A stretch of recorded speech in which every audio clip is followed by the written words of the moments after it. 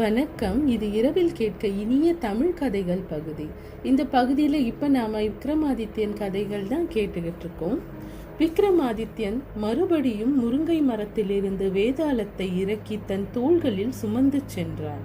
வேதாளம் விக்ரமாதித்யனிடம், அரசராகிய தாம் ஏன் இந்த இருள் நிறைந்த இடுகாட்டில் என்னை சுமந்து அலைந்து திரிந்து கொண்டிருக்கிறீர்கள் என்றது. அந்த சாதுவை திருப்திப்படுத்த வேண்டிய அவசியம் என்ன வந்தது உங்களுக்கும் என்றது. விக்ரமாதித்யன் மௌனம் காத்தான். வேதாளம் பின்வரும் கதையை கூறியது. அவந்தி தேசத்தில் வீரதேவன் என்றொரு மன்னன் இருந்தான். அவருக்கு பத்மாவதி என்ற ஒரு பத்தினி இருந்தாள். குழந்தை பேறு இல்லாத காரணத்தால் வீரதேவனும் பத்மாவதியும் மந்தாகினி நதிக்கரையில் ஈசனை நோக்கி தவம் செய்து கொண்டிருந்தனர். ஈசன் மனம் இறங்கி ஒரு நாள் வீரதேவனுக்கும் பத்மாவதிக்கும் ஒளிவடிவில் காட்சி தந்தார். மேலும் ஈசன் வீரதேவனிடம், உமக்கு வீராதி வீரன், தேவர்களுக்கு ஒப்பான ஒரு மகனும் தேவலோக அப்சரசுகளுக்கு ஒப்பான ஒரு தேவதையும் மகளாக பிறப்பாள் என்றார். உன் மருமகன் மூலமாகவே உன் தேசத்தின் புகழும் உன் மகளுக்கு பாதுகாப்பும் கிட்டும் என்றான். வீரதேவனுக்கும் பத்மாவதியும் மனம் மகிழ்ந்தனர். மகன் சூரத்தேவன், மகள் அனங்கரதி, இருவரும் பிறந்தனர். ஈசன் வாக்கு பலித்தது. இரு குழந்தைகளும் வளர்ந்து வாலிப வயதை அடைந்தனர். மகன் இளவரசனாக அரச கடமைகளை செய்தான். மகள் மிகவும் அழகானவளாகவும் புத்திசாலியாகவும் திகழ்ந்தாள். தேவதைகளை மிஞ்சும் அழகிலும் வீர கலைகளிலும் அனங்கரதி சிறந்து விளங்கினாள். மகளுக்கு வாய்க்கும் மருமகன் மூலமாகவே நம் நாட்டுக்கும் மகளுக்கும் பாதுகாப்பு கிட்டும் என்ற ஈசனின் வாக்கை சூரத்தேவனும் பத்மாவதியும் நினைவுபடுத்தி கொண்டனர். மகளுக்கு மிகவும் சிறப்பு வாய்ந்த வரன்கள் வேண்டும் என்று மகளின் ஓவியத்தை எல்லா தேசத்திலும் உள்ள அரசர்களுக்கும் இளவரசர்களுக்கும் அனுப்பி வைத்தனர். சூரத்தேவ மன்னன் மகளின் ஓவியத்துடன் ஒரு நிபந்தனையையும் எழுதியிருந்தார். மிகச் சிறப்பான திறமையுடைய வரனுக்கே என் மகள் அனங்கரதி என்றார். வரன்கள் அனங்கரதியின் அழகிற்காக குவிந்தன. ஆனால் அது அரசருக்கு திருப்தியாக இருக்கவில்லை. நாட்கள் கடந்தன.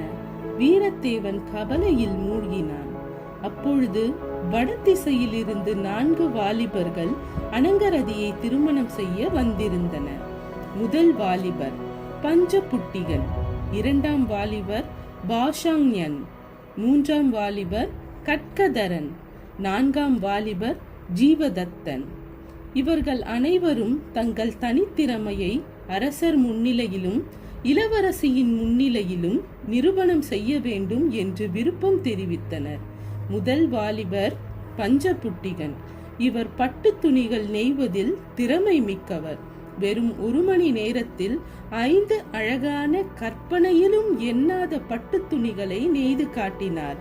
அவர் அதில் பயன்படுத்திய வண்ணம் மற்றும் ஓவியம் இதுவரை யாரும் கண்டிராத ஒன்றாக இருந்தது. அனைவரும் மகிழ்ந்தனர். 2ஆம் வாலிபன் பாஷாங்யன். மிருக பாஷை அறிந்தவன். அரண்மனையில் உள்ள ஈ, எறும்பு, பல்லி, பட்டாம்பூச்சி என அனைத்தும் பேசும் வார்த்தைகளை அப்படியே கூறினான். மிருக பாஷைகளில் வல்லவரான அரண்மனை அமைச்சர் அதை சரிபார்த்து கொண்டே வந்தார்.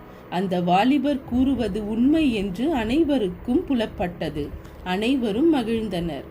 3ஆம் வாலிபன் கட்கதரன். வீர தீர பராக்கிரமசாலி. கட்கதரனிடம் ஒரு வெறி கொண்ட காளை அனுப்பப்பட்டது. அதை அவன் எளிதில் அடக்கினான். மதம் கொண்ட யானை அனுப்பப்பட்டது. அதை அவன் கட்டுப்படுத்தினான். அவனுக்கு இணையான உடல் எடை கொண்ட சிங்கம் ஒன்று அனுப்பப்பட்டது. அதன் பல்லை உடைத்தான். அவன் போல் வீரன் இல்லை என்று அனைவரும் அவனை வீர தீரனாக ஏற்றனர். 4ஆம் வாலிபர் ஒரு மந்திர வித்தைக்காரன். ஒரு கிளியை அனைவரின் கண்முன்னே கொன்று பின் அதை உயிர்ப்பித்தான். இறந்தவர்களை உயிர்ப்பிக்கும் ஆற்றல் கொண்டவன் அவன். இப்படியே இக்கதையை கூறிக்கொண்டே வந்த வேதாளம் விக்ரமாதித்யனிடம், அரசே, நீர் கூறும், யாரை அனங்கரதி மணமகனாக தேர்ந்தெடுத்திருப்பாள் என்று கேட்டது. உடனே விக்ரமாதித்யன், முதல் வாலிபர் நெய்யும் கலையில் வல்லவர், அவரை தேர்ந்தெடுத்தால் இளவரசிக்கு நல்ல பட்டாடைகள் மட்டுமே கிடைக்கும். இரண்டாம் வாலிபர் மிருக பாஷையை உணர்ந்தவர், இவர் படைத்தலைவர் பதவியில் இருந்தால் மிருகங்களையும் பறவைகளையும் பழக்கி எதிரி நாட்டு அரண்மனையை வேவு பார்க்கலாம். ஆனால் இளவரசியை மணக்க இயலாது. நான்காம் வாலிபர் இறந்தவர்களை உயிர்ப்பிக்க வல்லவர், இவரும் போரில் மாண்டவர்களை உயிர்ப்பிக்கலாம். ஆனால் இளவரசியை மணக்க இயலாது.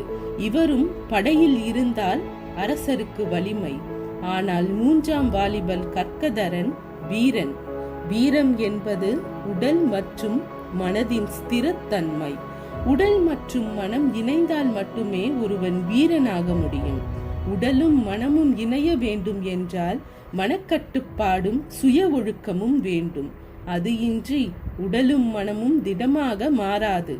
அவனது வீரமே அனங்கரதியின் அழகையும் அரச பரிபாலன்களையும் பாதுகாக்கும். அதனால் இளவரசி நிச்சயம் மூன்றாம் வாலிபரை தேர்ந்தெடுத்து திருமணம் செய்திருப்பாள் என்றார் விக்ரமாதித்யன். இதனை கேட்டதும் சரியான பதில் என்று சிரித்துக்கொண்டே வேதாளம் விசுக்கென பறந்து முருங்கை மரத்தை அடைந்தது. விக்ரமாதித்யன் தன் விடாமுயற்சியுடன் மறுபடியும் வேதாளத்தை அழைத்து வருவார். மறுபடியும் வேதாளம் கதை கூறும். அதை உங்களுக்காக நான் அடுத்த வீடியோவில் கூறுகிறேன். இப்போ எல்லாத்தையும் மறந்துட்டு நிம்மதியா தூங்க போங்க. அனைவருக்கும் இனிய இரவு வணக்கம். நன்றி.